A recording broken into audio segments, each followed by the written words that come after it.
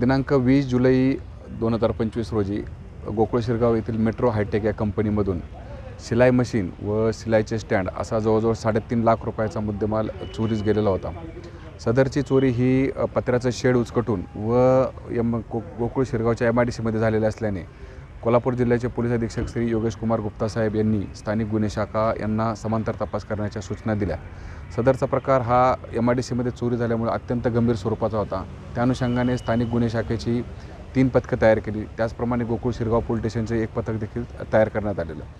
त्यांनी समांतर तपास करत असताना स्थानिक गुन्हे शाखेचे अंमलदार लखन पाटील, दीपक घोरपडे, प्रवीण पाटील यांना व संजय कुमार यांना गोपनीय माहिती मिळाली की आज रोजी एक ट्रक जो चोरीस गेलेला माल आहे तो घेऊन पेटनाका या ठिकाणी चाललेला आहे अशी माहिती मिळाली असता PSI मोरे व त्यांचं पथक त्या ठिकाणी पोहोचलं। त्यांनी त्या वाहनास अडवून गाडीची तपासणी केली असता गाडीमध्ये 30 शिलाई मशीन व 18 स्टँड हस्तगत करण्यास स्थानिक गुन्हे शाखा व गोकुळ शिरगाव पोलीस स्टेशन यांना यश प्राप्त झालेलं आहे।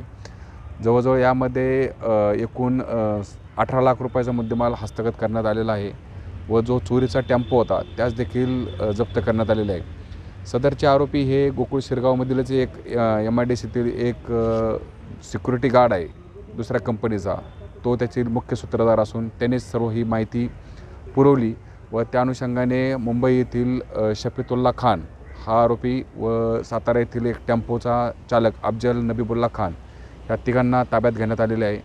यामध्ये अजूनही उर्वरित आरोपी असून यांनी आणखीन माल चोरल्याची शक्यता नाकारता येत नाही। त्या अनुषंगाने देखील त्यांच्याकडून तपास करून उर्वरित गुन्हे उघडकीस आणण्याची प्रक्रिया सुरू आहे।